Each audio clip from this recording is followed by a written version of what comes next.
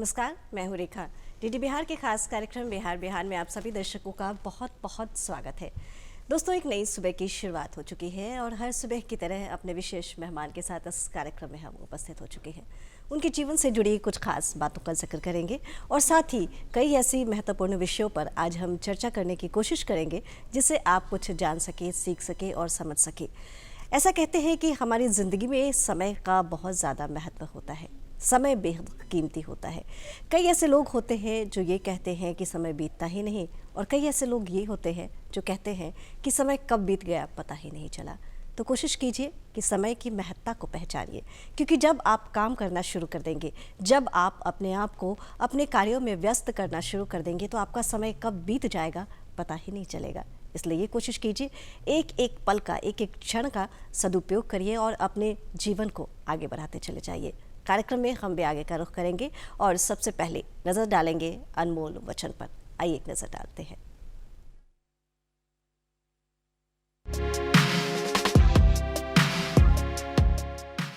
महात्मा गांधी ने कहा था, एक विनम्र तरीके से आप दुनिया को हिला सकते हैं। अब दोस्तों, कार्यक्रम में आगे का रुख करेंगे और आपको मिलवाएंगे सीधे अपने विशेष मेहमान से। आज हमारे बीच उपस्थित हैं डॉक्टर अनंत कुमार। सर, बहुत बहुत स्वागत है आपका। धन्यवाद। आपके विषय में अपने दर्शकों को बताऊं, आप संयुक्त निदेशक हैं विज्ञान एवं प्रौद्योगिकी विभाग, बिहार सरकार। जी सर, बहुत सारी ऐसी बातें हैं चूँकि आप प्रौद्योगिकी से भी जुड़े हुए हैं, विज्ञान के क्षेत्र से भी जुड़े हुए हैं, तो मुझे लगता है कि कई ऐसी संभावनाएं हैं जिस पर हम चर्चा कर सकेंगे, जिस पे आज के जो विद्यार्थी हैं वो यदि इस कार्यक्रम को देख रहे होंगे तो लाभान्वित होंगे। साथ ही कई ऐसी रोचक बातों पर भी हम ज़रूर चर्चा करेंगे। लेकिन सबसे पहले आपके विषय में जानना चाहूँगी बचपन के दिनों की कुछ बातें, क्योंकि जब इंसान एक लक्ष्य तक पहुँच जाते हैं तो उनके मन में वो बचपन के दिनों की जो यादें होती है, वो सौंधी सौंधी खुशबू जो होती है, वो हमेशा कौंधती रहती है कि मैं बचपन में ऐसा करता था, मैं बचपन में वैसा था।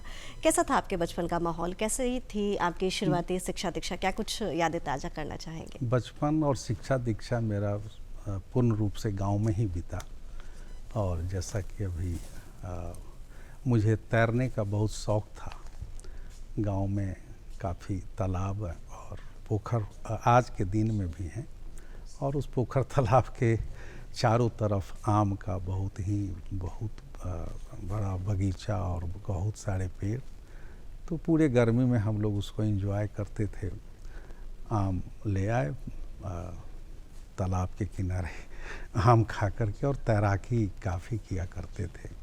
इस कारण कभी कभी घर पे डांट भी पड़ती थी, मार भी पड़ती थी कि कहीं कोई खतरा ना हो जाए पानी में डूबने का। तो वैसे पूरा बचपन और शिक्षा दीक्षा मेरा गांव ही से हुआ है।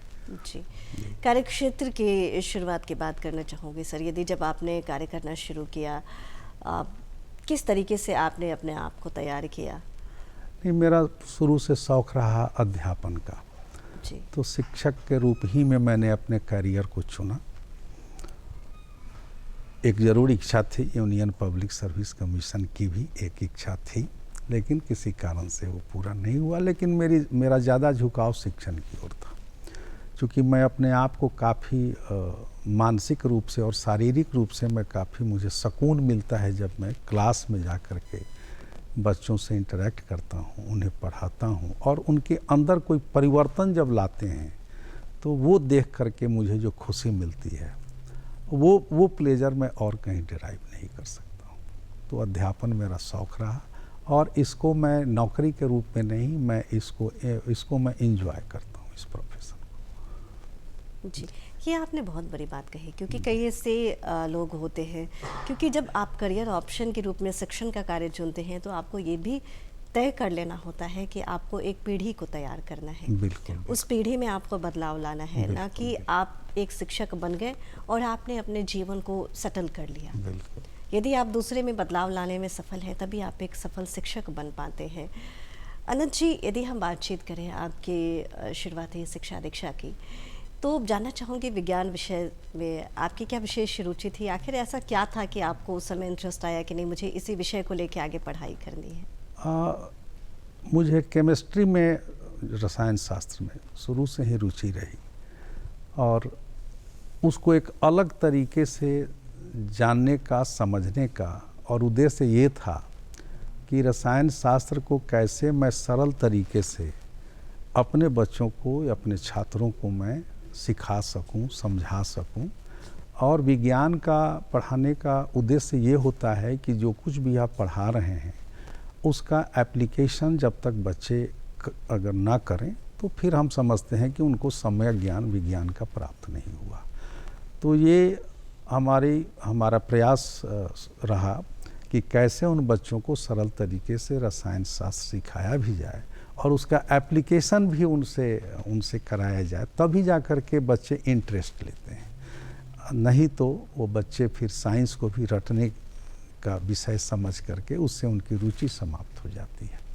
लेकिन अगर उसी चीज़ को आप प्रैक्टिकल करके दिखा दें, विज्ञान का उनके घर में, उनके आम जीवन में रसायन शास्त्र का क्या यूज होता है, अगर वो सब आप करके उनको दिखाएंगे तो उन्हें रुचि उत्पन्न होगी। और एक बार जब टीचर का काम है इंटरेस्ट डेवलप करना, टीचर का काम टीच करना नहीं होता है, टीचर का काम है इंटरेस्ट डेवलप कर देना। बाकी जैसे ही इंटरेस्ट डेवलप हो गया तो बच्चे तो खुद एक्सप्लोर कर लेते हैं उस ज्ञान को। जहाँ उनको भूख अगर जग गई सीखने की तो फिर वो किसी टीचर के मोहताज नहीं होते हैं, वो कहीं ना कहीं से उनको ज्ञान की प्राप्ति वो अपना कर ही लेते हैं। तो हमने इसी रूप में अपने सब्जेक्ट को, चूँकि मेरी रुचि थी और इसलिए बच्चों में भी हमने काफ़ी कुछ रसायन शास्त्र में सिखाया भी, पढ़ाया भी, और बस। जी, अभी वर्तमान समय की बात की जाए तो आप कई जगहों के कार्यभार को आप देख रहे हैं, कई जगहों के पदभार को आप संभाल चुके हैं और अपनी सेवाएं आप वहां दे रहे हैं। जानना चाहूँगी, यदि वर्तमान के समय की बात की जाए तो आज के बच्चों में क्या कुछ आपको रुचि दिख रही है, यदि साइंस एंड टेक्नोलॉजी की हम बात करें? क्योंकि हर यूथ आज टेक्निकल होना चाहता है, उनकी कोशिश होती है कि नहीं, मैं हर चीज़ को मैं समझ पाऊँ। तो क्या कुछ देख रहे हैं आप सर?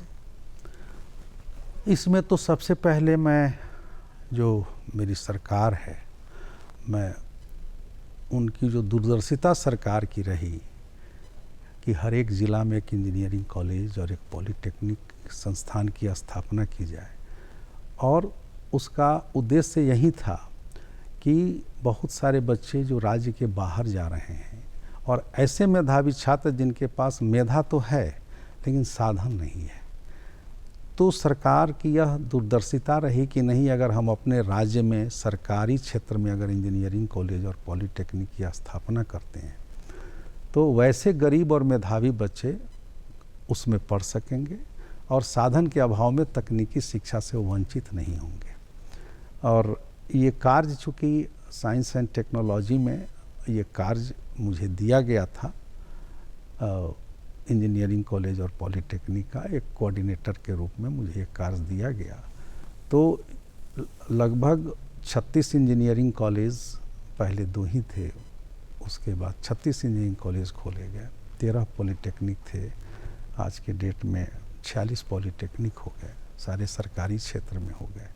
और मैं चूँकि प्राचार्य हूँ इंजीनियरिंग कॉलेज वैशाली का, तो मैं जब देखता हूँ उन बच्चों का सोशियो इकोनॉमिक बैकग्राउंड, तो मुझे अपने सरकार की दूरदर्शिता को, मैं सही आप पूछें तो मैं सलाम करता हूँ कि जो बच्चे पूछते हैं कि तुम्हारे पिताजी क्या करते हैं, तो शायद ही कोई बच्चा मिला जो कहे कि मेरे पिताजी किसी अधिकारी वर्ग से हैं या मैं संपन्न वर्ग से हूँ। कोई पान बेचने वाले का बेटा, टेम्पू चलाने वाले का बेटा, ठेला चलाने वाले का बेटा, रिक्शा चलाने वाले का बेटा। तो आज वो इंजीनियरिंग कॉलेज में पढ़ के जो उसके चेहरे पर जो एक गौरवान्वित वो महसूस कर रहा है, और वो ये समझ रहा है कि अब मैं इंजीनियरिंग में आ चुका हूँ तो मैं अपने परिवार में की पूरी दिशा और दशा बदल दूंगा, आर्थिक और हर तरह से, और उसकी जो परिवार की एक प्रतिष्ठा बढ़ी है, तो उसका असर अब दिखने लगा है। मैं प्राचार्य के रूप में जो मैं महसूस किया हूँ, और चूँकि ये दायित्व दिया गया था विभाग में मुझे ये कार्य करने का, उस समय ये इंजीनियरिंग कॉलेज और polytechnic all India council for technical education से मान्यता लेना, उसके मापदंड के अनुरूप सारे भूमि भवन इत्यादि का तो इसमें सरकार का इतना सकारात्मक रुख रहा, इसकी उतनी तेज़ी से ये सारे कार्य किए गए और आज परिणाम सामने दिख रहा है कि, और सबसे बड़ी बात है कि सरकार के द्वारा इंजीनियरिंग कॉलेजेस में 1/3 सीटें महिलाओं के लिए आरक्षित कर दी गई हैं नामांकन में। तो महिला सशक्तिकरण की दिशा में, तकनीकी शिक्षा में महिलाओं की भागीदारी पर भी सरकार का जो निर्णय रहा है उसके भी काफ़ी दूरगामी परिणाम होने जा रहे हैं, खासकर बिहार जैसे प्रदेश के लिए। ये रहा तकनीकी शिक्षा के संबंध में। साइंस एंड टेक्नोलॉजी, विज्ञान एवं प्रौद्योगिकी विभाग जो है उसके मूल रूप से 2 मुख्य काम हैं। एक तकनीकी शिक्षा, जिसके बारे में मैंने आपको बताया, इंजीनियरिंग और पॉलिटेक्निक की स्थापना, और दूसरा है कि विज्ञान को लोकप्रिय कैसे बनाया जाए बच्चों के बीच, उनमें वैज्ञानिक सोच कैसे उत्पन्न की जाए और वैज्ञानिक नज़रिया, उसमें किसी घटना को देखे तो उसको वैज्ञानिक नज़रिए से देखे वो। जैसे चंद्र ग्रहण हुआ, सूर्य ग्रहण हुआ, अभी पिछले दिनों एक घटना घटी थी जो काफ़ी चर्चा में रहा, वो चंद्रमा का जो काफ़ी एक चमकीला होना, उसके पास शुक्र ग्रह का जाना, उसके पास एक तारा, तो ये अद्भुत घटना थी। तो अब इसको कैसे वैज्ञानिक दृष्टिकोण से उसकी व्याख्या कैसे की जाए, तो मूल रूप से अगर बच्चों में वैज्ञानिक सोच उत्पन्न हो जाए, वो और किसी भी घटना को वैज्ञानिक दृष्टिकोण से देखना शुरू करे, बल्कि समस्या को भी वैज्ञानिक दृष्टिकोण से अगर वो सोचना शुरू करे, तो बहुत सारी समस्याओं का हल बहुत आसानी से वो कर सकेंगे। तो एक दूसरा विज्ञान एवं प्रौद्योगिकी विभाग का एक की भूमिका है कि बच्चों में वैज्ञानिक सोच उत्पन्न किया जाए, विज्ञान को लोकप्रिय बनाया जाए, उनके अंदर अगर कोई अभिनव विचार आते हैं तो उस अभिनव विचार को कैसे प्रोत्साहित किया जाए और उसको कैसे मूर्त रूप और कार्य रूप दिया जाए, और शोध को भी बढ़ावा देना है, अभिनव शोध को भी बढ़ावा देना है, नव परिवर्तन विचारों को भी बढ़ावा देना है।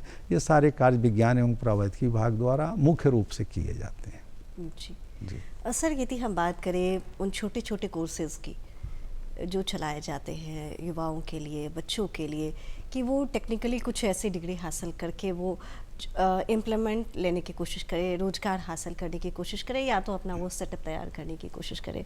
तो इन तमाम छोटी छोटी जो योजनाएं या छोटी छोटी जो डिग्रियां, जो जिसे हम डिप्लोमा कहते हैं, जी, तो इस तरह की जो डिग्रियां है, जी, उसे बच्चे यदि आज ले रहे हैं तो कितना कारगर उनके लिए साबित हो रहा है? क्या वो सही दिशा में जा रहे हैं, सही रोजगार हासिल कर पा रहे हैं? इसके बारे में आपकी राय जानना चाहूँगी।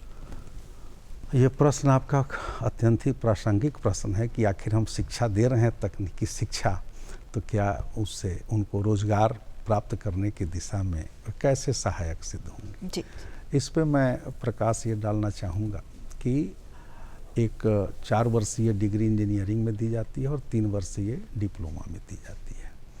अब जो इंजीनियरिंग कॉलेज या पॉलिटेक्निक में हम जो शिक्षा दे रहे हैं, जो स्किल दे रहे हैं, और इंडस्ट्री उद्योग को जो स्किल रिक्वायर्ड है, उस दोनों के बीच के गैप को कैसे फिलअप किया जाए। तो इसके लिए सरकार के द्वारा अनेकों प्रयास किए जा रहे हैं और किए जा रहे हैं। जैसे हम उदाहरण के रूप में आपको दे दें कि अभी सारे इंजीनियरिंग कॉलेजेस में पूरी तरह से हमारे सारे प्रयोगशाला या कार्यशाला, कंप्यूटर की इतनी व्यवस्था है कि बच्चे अपने स्किल को डेवलप करने के लिए उनको अवसर की कमी अब संस्थान में नहीं रह गई है। शिक्षकों की नियुक्ति भी अस्थायी रूप से हो गई है। जो शिक्षक हैं या जो आ रहे हैं, उनकी दक्षता में भी चूँकि टेक्नोलॉजी इतनी तेज़ी से चेंज हो रहे हैं, तो आवश्यक ये है कि शिक्षकों को भी उस तरह से प्रशिक्षित किया जाए, तभी जा कर के वो अपने छात्र को प्रशिक्षित कर पाएंगे। तो शिक्षकों के प्रशिक्षण के लिए भी IIT Patna, NIT Patna, IIT Roorkee इत्यादि जैसे शीर्ष संस्थानों के माध्यम से शिक्षकों को प्रशिक्षित किया जा रहा है, छात्रों को प्रशिक्षित किया जा रहा है। और वो जो न्यू इमर्जिंग टेक्नोलॉजी है, जहाँ पर इंडस्ट्री, जिसको आजकल हम कह रहे हैं 4th रिवॉल्यूशन ऑफ इंडस्ट्री, उनकी क्या मांग है, तो उनकी मांग आज के डेट में हो गई है internet of things, machine learning, data science, cyber security, ये सब ब्लॉकचेन टेक्नोलॉजी, ये सारे जो क्षेत्र हैं, अगर इन बच्चों इन क्षेत्रों में अगर हमारे बच्चे विधा हासिल कर लेते हैं, दक्षता प्राप्त कर लेते हैं, तो उनको रोजगार मिलने की 100% गारंटी है।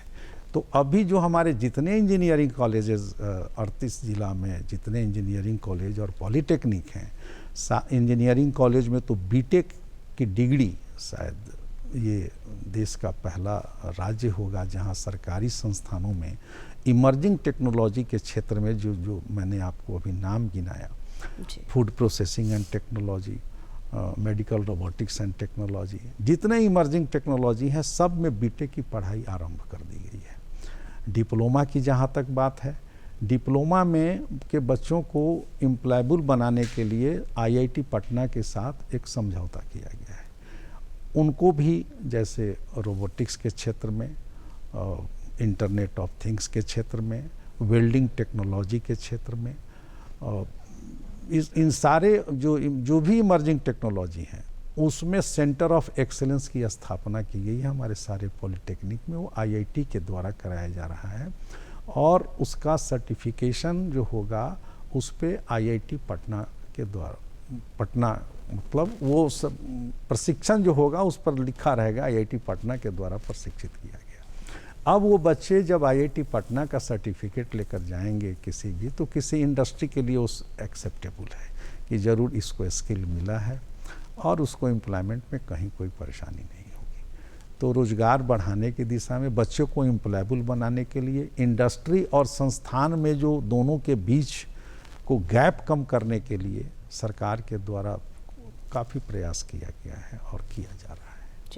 चूँकि आप लंबे समय से शिक्षण कार्य में हैं और कभी भी ऐसा सिचुएशन आता होगा कि हाँ कई ऐसे स्टूडेंट आए जो आपके सामने खड़े हो जाते हैं कि सर मैंने आपके यहाँ से शिक्षा हासिल की है या मैं आपका स्टूडेंट रह चुका हूँ, क्या कुछ अनुभूति होती है, क्या कुछ अनुभव ऐसा होता है उस समय, कुछ रोमांचक करने वाला यदि कोई एक्सपीरियंस है तो ज़रूर बताएं सर। मैं इसमें क्या बताऊँ, जैसे कोई प्लांट को आपने सींचा, पानी दिया, फर्टिलाइजर्स आपने दिया और ज़रूरत पड़ी तो उस प्लांट को सेप देने में कभी कभी कटाई छटाई भी करनी पड़ी, हर्बिसाइड्स जर्मिसाइड का भी प्रयोग करना पड़ा ताकि जो पेड़ हो वो स्वस्थ हो और उससे फूल और फल जो निकलें वो भी स्वस्थ हो और आकर्षक हो। तो जब हम लोग 4 साल पढ़ाते हैं तो बच्चों को कहते भी हैं कि भाई देखो यहाँ पर ज्ञान के रूप में आपको वाटर दिया जाएगा, पानी जो होगा आप अगर हम उसको जोड़ते इस तरह से हैं, कनेक्ट करते हैं कि जैसे किसान अपने पेड़ को पानी देता है, फर्टिलाइज़र देता है और आप एक उन्नत बीज के रूप में यहाँ सेलेक्ट होकर के आए हैं और ये पूरा संस्थान एक उर्वरक, एक जो भूमि है वो आपको अच्छी भूमि मिली है। अब यहाँ पर हम लोग जो है आपको ज्ञान रूपी वाटर देंगे, लेकिन ज़रूरत पड़ेगी तो कटाई छटाई भी पेड़ का करेंगे, हर्बिसाइड जर्मिसाइड भी डालेंगे डिसिप्लिन को ठीक करने के लिए। अब आप वो सारा कार्य इसलिए करते हैं कि ये लगता है कि जब इसमें फूल आएगा और फल आएगा तब जो देखने में एक जो प्लेजर डेराइव कर हम लोग उस सोच के सारे कार्य करते हैं। और ठीक आपने सही कहा कि जब वो बच्चे किसी मल्टीनेशनल कंपनी में ज्वाइन कर लेते हैं और कभी कभी जब पटना या कहीं आना होता है वो फ़ोन करते हैं कि सर आप कहाँ बैठे हैं, हम मिलना चाहते हैं। और तब जो बच्चे आते हैं मिलने तो कई सारे बच्चे तो पोर्ट्रेट तस्वीर ही बना करके ले आते हैं गिफ्ट के रूप में। सर आपके विषय में एक चीज़ जो है, अभी आप वर्तमान में तारामंडल के प्रभार में भी हैं, वहाँ की भी सारी जिम्मेदारी आप देख रहे हैं, तो जानना चाहूँगी वहाँ के विषय में क्या कुछ बताना चाहेंगे आप? ये तारामंडल हमारा एक का बिहार का सबसे आकर्षण का केंद्र रहा है शुरू से ही, जो शो उसके चलते रहे। अभी चूँकि वो सिस्टम ओल्ड हो चुका था, अब उसको हम लोग मॉडर्न प्रोजेक्शन सिस्टम का इंस्टॉलेशन का कार्य चल रहा है। अभी जो मॉडर्न प्रोजेक्शन सिस्टम का वहाँ पे हम लोग जुलाई तक लगभग पूर्ण हो जाएगा ये। तो जो नया प्रोजेक्शन सिस्टम हम लोग लगा रहे हैं उसमें 2D और 3D दोनों देखने की व्यवस्था है, पहला उसका जो फीचर है। दूसरा जो उसका प्रोजेक्टर हम लोग दे रहे हैं वो प्रोजेक्टर का ब्राइटनेस जो है वो एक्स्ट्राऑर्डिनरी ब्राइटनेस है और तीसरी जो खासियत है, ये pure RGB laser light source पे आधारित है। इसका मतलब यह हुआ कि जैसे आप समझ सकती हैं कि अगर हम रेड ही कहते हैं तो रेड में बहुत सारे कलर्स होते हैं, red, deep red, crimson red, बहुत सारे कलर्स होते हैं। तो अब अगर आप किसी प्रोजेक्शन सिस्टम की क्वालिटी अगर आपकी अच्छी नहीं है तो आपको डीप रेड, ऑरेंज रेड में बहुत डिस्टिंक्शन आपको नहीं दिखाई पड़ेगा। लेकिन ये एक ऐसी टेक्नोलॉजी है जहाँ पे ऑरेंज रेड है तो बिल्कुल नेचुरल कलर, इसीलिए इसका नाम दिया गया है pure RGB laser based technology. जो ट्रू कलर, नेचुरल कलर है, दर्शक वही देखेंगे, वही महसूस करेंगे जब शो देखेंगे। तो तीसरी इसकी खासियत यह है कि ये पहले फिक्स डोम था, जो स्क्रीन था वो फिक्स था, अब हैंगिंग डोम का यूज़ किया गया है, जो लेटेस्ट टेक्नोलॉजी है। चौथा, फोर्थ वन, जो लाइटनिंग सिस्टम है वो कोब लाइटनिंग सिस्टम है, और साउंड सिस्टम बिल्कुल ही अब दोनों साउंड और लाइट दोनों सिंक किया गया है। सिंक का तात्पर्य यह हुआ कि अगर आप शो देख रहे हैं तो बैकग्राउंड में म्यूजिक भी चलेगा। अब उस म्यूजिक के अनुसार लाइटनिंग सिस्टम कैसा होना चाहिए, वो ऑटोमेटिक है, वो वाईफाई बेस्ड है लाइट, वो अपना लाइट तुरंत चेंज कर लेगा, जो सूदिंग लगेगा कि जिस तरह का म्यूजिक बैकग्राउंड चल रहा है लाइट अकॉर्डिंगली अपने आप को चेंज करेगा। आप जो शो देखेंगे साउंड अपने आप चेंज होगा, साउंड लाइट सारे सिंक कर दिए गए हैं और उसमें कंप्लीट आर्टिफिशियल इंटेलिजेंस का यूज़ किया गया है।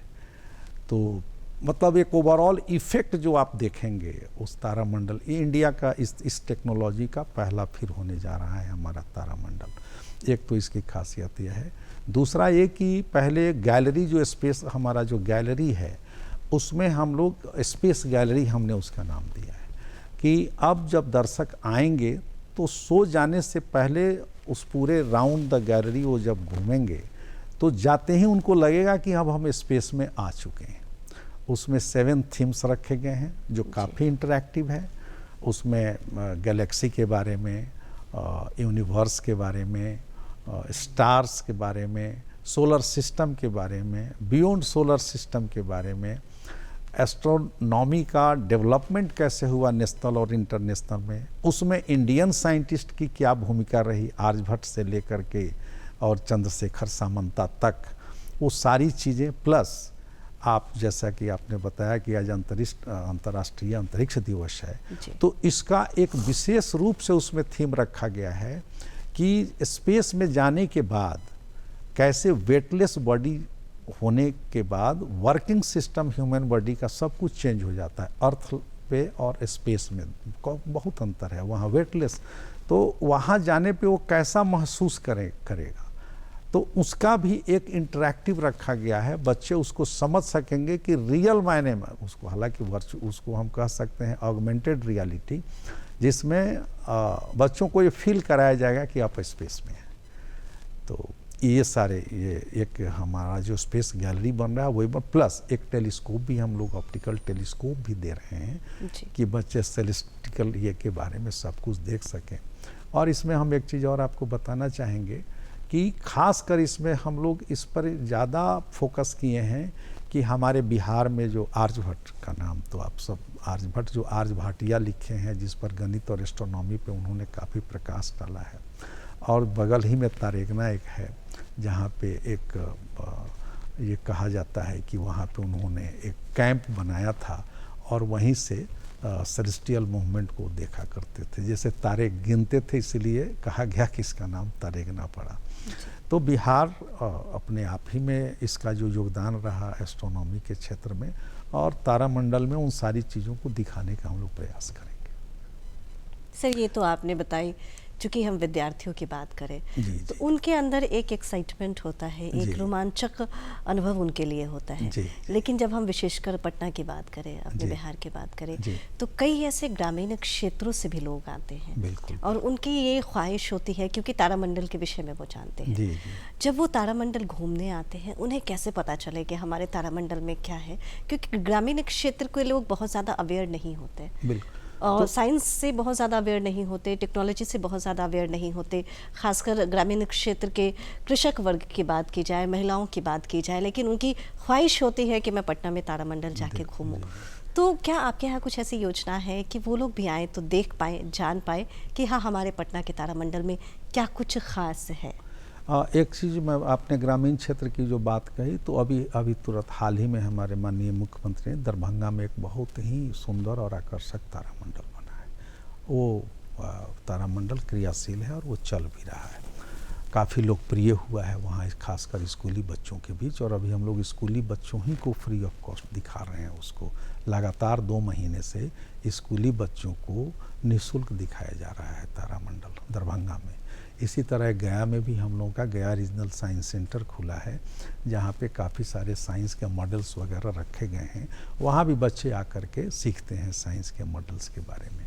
अब रही पटना की बात, तो इसको हम लोग काफ़ी प्रचार प्रसार पेपर के माध्यम से, प्रिंट इलेक्ट्रॉनिक मीडिया के माध्यम से इसको हम लोग पूरा प्रचार प्रसार करेंगे, ताकि लोग यहाँ पर आएँ और इसका पूरा लाभ ले सकें। और सिर्फ तारामंडल ही का लाभ न लें, बल्कि स्कूली छात्र आएँ तो पूरे स्पेस के बारे में उनको पूर्ण जानकारी लेकर के यहाँ से जाएं। इसकी पूरी व्यवस्था हम लोग काफ़ी आकर्षक और रोचक हम लोग इसको, सरकार हमारी बनाने जा रही है इसको। और निश्चित रूप से जो हम लोग अगर प्रिंट इलेक्ट्रॉनिक मीडिया से गांव के बच्चे या गांव के लोग आएंगे तो बहुत लाभान्वित होंगे। बहुत सरल तरीके से सब कुछ वहाँ पे बताया जाएगा, एक लेमैन ही के लिए, कि कैसे कोई ग्रामीण भी आए तो समझ सके कि चंद्र ग्रहण क्या है, सूर्य ग्रहण क्या है, सूर्य के चारों तरफ कैसे मूवमेंट होता है, मंगल क्या है, बृहस्पति क्या है, कलर उसके कैसे होते हैं, उसका हमारे जीवन पर क्या प्रभाव पड़ेगा। इन सारी चीज़ों को विस्तृत रूप से आकर्षक तरीके से और सरल तरीके से बताया जाएगा और हिंदी में बताया जाएगा। जी, यही मैं जानना चाह रही थी, क्योंकि जब भाषाओं की बात होती है, कई ऐसे लोग आते हैं जिनकी इंग्लिश कमज़ोर होती है, गाँव की बात की जाए या फिर बुजुर्गों की बात की जाए, तो एक कोशिश उनकी होती है कि कोई ऐसी भाषा का उपयोग हो जो मैं भी समझ पाऊँ। तो ये आपने बहुत बड़ी बात बताई कि हिंदी ही में सारी हिंदी में सारी चीज़ें जो है वो हिंदी में फिल्मों के माध्यम से प्रसारित की जाती हैं। जी। ये बहुत बड़ी जानकारी आपने दी, क्योंकि जब हिंदी में चीज़ें आपके लिए प्रसारित की जाती है तो वो आपको समझ में भी आती है और दर्शक जो देखेंगे वहाँ पर जाके उनको समझ में आएगा कि हमारा स्पेस ऐसा है। आज विश्व अंतरिक्ष यात्री दिवस है, तो इसके विषय में क्या कुछ कहना चाहेंगे आपसे? तो आपने बताया जैसे कि इसकी शुरुआत तो हुई फर्स्ट, जो पहला आज ही के दिन जो रूस के यूरी गागरिन के द्वारा ये यात्रा की गई। और बेसिकली इसको इस रूप में ये इसलिए मनाया जाने लगा कि उन्होंने एक रास्ता खोल दिया कि कैसे अंतरिक्ष का उपयोग मानव कल्याण के लिए, समाज कल्याण के लिए किस रूप में किया जा सकता है। और आज काफ़ी उस दिशा में कार्य भी हो रहे हैं। तो इसलिए आज के दिन हम लोग अंतरिक्ष मानव दिवस के रूप में मनाते हैं। उनके द्वारा जो पहली यात्रा की गई रूसी साइंटिस्ट यूरी गैगरिन के द्वारा, और बस उद्देश्य यही है कि अंतरिक्ष में जो चीज़ें उपलब्ध हैं उसको समाज और मानव के कल्याण के लिए कैसे प्रयोग में लाया जाए, कैसे उपयोग में ज़्यादा से ज़्यादा लाया जाए। इसलिए इस दिवस का ज़्यादा महत्व है। और हमने आपको बताया भी कि इस चीज़ को एक छोटे मॉडल के रूप में हम लोग तारामंडल में भी एक थीम रखे हुए हैं कि बच्चे महसूस करेंगे कि स्पेस में जब अंतरिक्ष यात्री जाते हैं तो कैसा महसूस करते हैं, वो उनका बॉडी कैसे कार्य करता, अपने आप को कैसे वो रख पाते हैं। तो एक तारामंडल में एक छोटे से मॉडल के रूप में वो इंटरैक्टिव है। तो यहाँ भी एक दिखाया जाएगा ग्रामीण बच्चों को, वो समझ जाएंगे कि स्पेस में जाने पर क्या क्रियाकलाप और बॉडी के फंक्शन में क्या अंतर पड़ता है और अकॉर्डिंगली वो कैसे अपना कार्य करते हैं। बहुत सारी चर्चाएं हमने की है अभी इस विराम में जाने से पहले, चूँकि आपने तारामंडल के विषय में बताया है किस तरीके से वहाँ जो सुविधाएं हैं उसे अपग्रेड किया जा रहा है, जो व्यवस्थाएं हैं उसे अपग्रेड किया जा रहा है। यदि हम विज्ञान के क्षेत्र की बात करें, टेक्नोलॉजी के क्षेत्र की बात करें, तो क्या कुछ और व्यवस्थाएँ वहाँ पर की जा रही हैं? इसके विषय में कुछ बताना चाहेंगे सर आप? जैसा कि हम आपको बताएं कि विज्ञान को लोकप्रिय बनाने और इसको आम जनों के बीच वैज्ञानिक दृष्टिकोण और छात्रों में वैज्ञानिक अभिरुचि उत्पन्न करने के लिए बहुत सारे प्रयास किए जा रहे हैं, जिसमें एक सबसे अभी 3 जो हमारे काफ़ी लोकप्रिय कार्यक्रम चल रहे हैं। पहला चिल्ड्रन साइंस कांग्रेस, उसमें छोटे छोटे बच्चे जो हर एक ज़िला से बल्कि ब्लॉक से जो बच्चे कुछ अपना नए मॉडल्स कुछ बनाते हैं अपने सोच के हिसाब से, उसके आधार पे हम लोग वहाँ पे जिला स्तर पे चयन होता है, फिर राज्य स्तर पर चयन होता है, और राज्य स्तर पर चयन होने के बाद फिर वो children science Congress national level पे भाग लेते हैं। तो इस पूरे कार्यक्रम को आयोजन में लगभग 3 माह का समय लगता है।